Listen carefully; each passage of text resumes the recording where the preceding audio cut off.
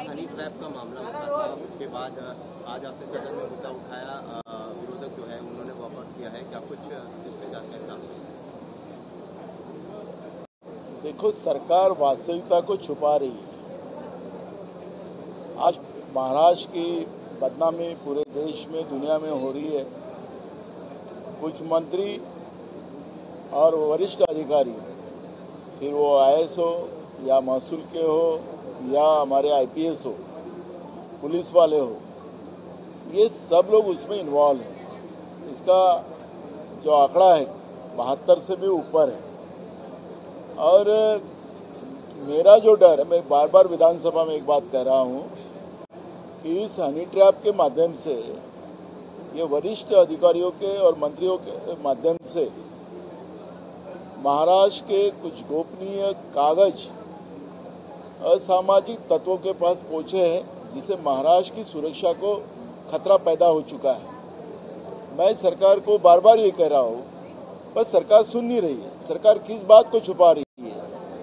और आखिरी हमने विधानसभा में आज सरकार को आड़े हाथ लिया। कल भी हमने मुद्दा उठाया था, सरकार को तुरंत निवेदन देने के लिए माननीय विधानसभा के अध्यक्ष ने कहा था, लेकिन विधानसभा के अध्यक्ष की भी बात सरकार नहीं सुन रही है। तो दाल में काला है, पूरी दाल ही काली है। और ये सरकार अभी, ये हनी ट्रैप वाली सरकार, ऐसी अब इस सरकार की प्रतिमा पूरे महाराष्ट्र में बन चुकी है। और इसलिए अब आज और कानून व्यवस्था के ऊपर चर्चा है। अंतिम आठवड़ा प्रस्ताव हमने डाला है, उसके माध्यम से भी अब सरकार को और बार बार पूछेंगे। पुरावे हमारे पास भी है, लेकिन हम किसी का चरित्र हनन करना नहीं चाहते। मैंने विधानसभा में ये पेन ड्राइव में हमारे पास पूरा चिट्ठा है, और सरकार को हमने कहा था कि आप ये सब चीज़ों को कैसे रोक सकते हैं, नहीं तो हमें ये सब का चिट्ठा खोलना पड़ेगा। तो हम सरकार का इंतजार कर रहे हैं। अगर सरकार नहीं ये चीज़ों पे एक्शन लेगी तो निश्चित रूप से विरोधी दल कर हम इस सब मुद्दे को जनता के सामने रखेंगे। लेकिन सरकार, अब एक बात की मुझे अभी मालूमात मिली कि कुछ पुलिस अधिकारियों के माध्यम से नासिक हो, ठाणे हो, मंत्रालय में हो, जो सीसीटीवी फुटेजेस थे वो सब अब उसको गायब करने का काम भी शुरू हो चुका है। इस तरह से मुझे मालूमात मिली है। आज कानून व्यवस्था में उस पर भी हम चर्चा करेंगे। उस पेन ड्राइव में कौन है, मंत्री है, अधिकारी है?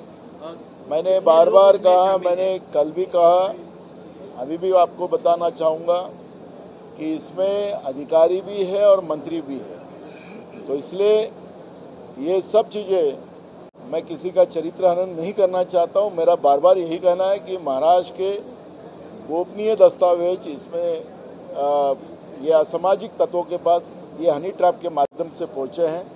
सरकार इस बात का स्पष्टीकरण दे, सरकार कोई भी बात ना छुपाए, ये हमारी मांग है। नाना, ये जो हनी ट्रैप करने वाले लोग हैं, क्या वो आपको लगता है कि देश विघातक या देशद्रोही है और दहशतवादी है जो इस प्रकार की कृत्य कर रहे हैं? हमारा डाउट वही है, एक्चुअली वही डाउट है जिसमें उच्च स्तरीय अधिकारी है, राज्य के मंत्री है। तो इसमें पूरा ये असामाजिक तत्वों का, उसमें असामाजिक तत्वों के माध्यम से राज्य की गोपनीयता को अपने पास लेकर महाराष्ट्र की सुरक्षा को खतरा पैदा करने का काम इन लोगों ने किया है। ये हम बार बार कर रहे हैं, विधानसभा में कहा और आपके सामने भी कह रहे हैं। नाना, मराठीतनं जाणून घ्यायचं होतं, खरं तर काल तो मुद्दा आपण उपस्थित केला होता।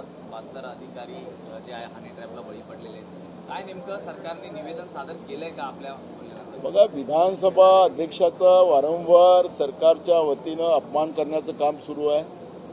विधानसभा अध्यक्षांनी मंत्र्यांना, सरकारला सांगितले की निवेदन करा, आपण उभं व्हा, पण सरकारचा मंत्री कोणी विधानसभा अध्यक्षाला ऐकत नाही, अशी परिस्थिती आपण पाहिलेली आहे। विधानसभेच्या अध्यक्षाचाही अपमान राज्याचं सरकार करताना आम्ही पाहतोय आणि आपणही पाहता। काल जो मी मुद्दा हनी ट्रॅपचा उपस्थित केला होता त्याच्यावर माननीय अध्यक्षांनी सांगितले की निवेदन करा संध्याकाळपर्यंत, पण सरकारने केला नाही. म्हणून आज तो मुद्दा मी मुद्दाम उपस्थित केला. याचे धागेदोरे नाशिक, ठाणे आणि मंत्रालय या हनी ट्रॅपचे धागेदोरे इथपर्यंत पोहोचलेले आहेत. राज्याचे महत्त्वपूर्ण दस्तावेज, गोपनीय दस्तावेज असामाजिक तत्वांच्या जवळ गेलेले आहेत आणि महाराष्ट्राच्या सुरक्षेला धोका पोहोचलेला आहे. जेव्हा विधानसभेमध्ये मी हा पेन ड्राईव्ह दाखवला, एक मंत्री म्हणालेत की कोण आहेत ते दाखवा आम्हाला. आम्ही म्हणालो दाखवू, पण मला कोणाचं चरित्रानं करायचं नाही आणि मग ते घाबरले. मुद्दा असा नाही की मला कोणाला ब्लॅकमेल करायचं आहे. माझ्या महाराष्ट्राच्या सुरक्षेला धोका पोहोचलेला आहे. असामाजिक तत्वाकडे महाराष्ट्रातले गोपनीय कागद पोहोचलेली आहेत आणि त्याची काळजी आम्हाला आहे. आणि राज्यामध्ये अधिकारी आणि मंत्री ज्या पद्धतीनं या हनी ट्रॅपमध्ये फसले गेलेले आहेत ते त्याचं काय भूमिका सरकारची आहे हे सरकारने स्पष्ट करावं, हीच मागणी आमची आहे.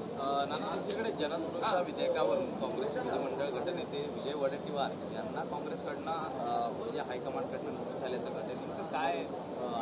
बघा, आम्हाला त्याच्याबद्दलची कुठलीही माहिती नाही आणि मला असं वाटत नाही की असं कुठलंही नाही, कारण की आम्ही लोकांनी त्याचा जनसुरक्षा कायद्याचा विरोध केलेला आहे. त्यामुळे असं काही नोटीस आलेलं असेल असं मला वाटत नाही. ही अफवा असू शकते. नाना, दुसरा एक महत्त्वाचा प्रश्न आहे तो म्हणजे विधानभवनाच्या प्रांगणामध्ये छत्रपती शिवाजी महाराजांचा पुतळा आहे हा बदलण्यासंदर्भात आणि अश्वारूढ पुतळ्या लावण्यासंदर्भात समिती स्थापन करण्यात आली होती. या समितीची एकच बैठक झालेली आहे. 2.5 वर्षाचा कालावधी उलटलेला आहे, मात्र अद्याप दुसरी बैठक कुठली झालेली नाहीये. कसं पाहता? मी विधानसभेचा अध्यक्ष असताना त्यावेळेचे मुख्यमंत्री उद्धव ठाकरेजी आम्ही दोघांनी त्या पद्धतीचा एक निर्णय घेतला होता. हा पुतळा छोटा आहे आणि म्हणून एक मोठा पुतळा या ठिकाणी आम्ही मांडावा आणि त्या दृष्टिकोनातला एक प्रयत्न आम्ही सुरू केलेला होता. त्याची कमिटी बनवली, पण आमचं सरकार केलं आणि आता शिवाजी महाराजांच्या विचाराला मूठमाती देणारं सरकार आलेलं आहे. त्यामुळे या सरकारला केव्हा तो जाग येईल, कारण की आपण पाहिलं असेल की सिंधुदुर्ग जिल्ह्यामध्ये ज्या पद्धतीनं मागच्या काळामध्ये छत्रपती शिवाजी महाराजांचा मोठा पुतळा समुद्रकाठावर निर्माण केला होता आणि तो पुतळ्याची विटंबना कशी झाली होती ते आपण पाहिलं होतं. खुद देशाचे प्रधानमंत्री त्या पुतळ्याचं अनावरण करायला आले होते आणि त्या पद्धतीची विटंबना झाली होती. आणि म्हणून हे छत्रपती शिवाजी महाराजांच्या विचाराला मूठमाती देणारं सरकार आहे. निवडणुकीमध्ये छत्रपती शिवाजी महाराजांचं नाव घ्यायचं आणि नंतर छत्रपतीच्या विचाराला मूठमाती द्यायची, ही या सरकारची परंपरा झालेली आहे. आणि म्हणून या सरकारचं जे काही मुद्दा आपण उपस्थित केला आहे की मीटिंग पण घ्यायला तयार नाही आणि त्या पद्धतीचं शिवाजी महाराजांचा पुतळा या ठिकाणी निर्माण करायची भूमिका जी होती तिची ते टाइमपास करणारं हे सरकार आहे. नाना, एक दुसरा महत्त्वाचा मुद्दा आहे की आपलेच आमदार हे विधानसभेतली जी लॉबी आहे त्या ठिकाणी कुठलाही नियम पाळत नाही आहेत. अनेक जण आपले स्वीय सहाय्यक असो किंवा कार्यकर्ता असो आतमध्ये नेत आहेत आणि त्यावरूनच इथली जी सुरक्षा पोलीस आहेत त्यांनी एक अहवाल विधानसभा अध्यक्षांना दिलेला आहे. कसं पाहता? आमदारांनी खरंच अशा पद्धतीने उल्लंघन करणं, कारण त्यांच्या सुरक्षेसाठी ज्या सगळ्या गोष्टी करण्यात आलेल्या असताना नियमांचं उल्लंघन होत आहे. बरोबर, PA पर्यंत ठीक आहे, PAला कागद वगैरे मागवायला ठीक आहे, पण लॉबीमध्ये कार्यकर्ते नेणं हे बरोबर नाही. आणि जे सुरक्षा यंत्रणा आपली विधानमंडळाची आहे त्यांनी जो अहवाल दिला असेल तर त्याच्यामध्ये चुकीचं काही नाही. असं म्हटलं की 72 अधिकारी हे हनी ट्रॅपमध्ये अडकत आहेत, मात्र दुसरीकडे काही अधिकारी हे व्यवस्थित काम करतायत आणि ते दिसलेलं आहे की मेगा इंजिनिअरिंगला तहसीलदार, जिल्हाधिकारी, विभागीय आयुक्तांनी सगळ्यांनी दंड ठोठावला. जवळपास आता जसं रोहित पवारांनी सांगितलं 92 कोटींपर्यंतचा दंड होता आणि तो 99% कमी केला आणि फक्त 1% दंड त्यांना लावलेला आहे महसूल खात्यानं, महसूल मंत्र्यांनी. मी 72च अधिकारी सांगितलेले आहे. मी काही राज्यातले संपूर्ण अधिकारी नाही सांगितलेले हनी ट्रॅपमध्ये अडलेले. राज्यामध्ये काही चांगले अधिकारी आहेतच, त्याला काही दुमत नाही. मी मगाशी आशा वर्करच्या मुद्द्यावर त्यांचे 5-5 महिन्यापासून पगार दिले गेलेले नव्हते.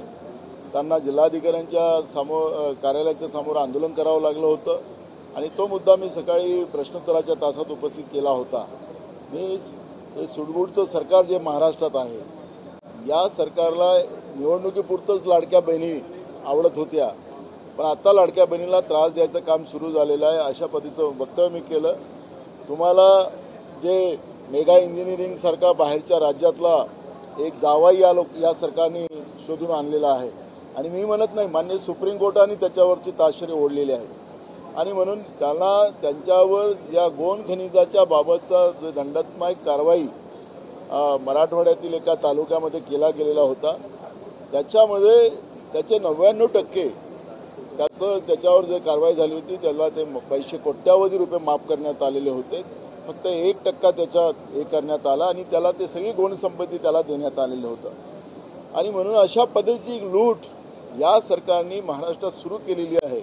एकीकडे शेतकऱ्यांचं कर्ज माफ करायला या सरकारजवळ पैसे नाही, बेरोजगारांच्या हाताला काम द्यायला यांच्याजवळ व्यवस्था नाही, आरोग्य व्यवस्थेचे 3-13 वाजले, शाळा बंद करायला निघाले आणि म्हणून राज्याच्या तिजोरीत पैसे नाही म्हणून आता दारूचे ठेके उघडायला हे सरकार निघालेली आहे. 4,000च्या जवळ आता दारूच्या लायसन्सी द्यायला हे लोक निघालेले आहेत.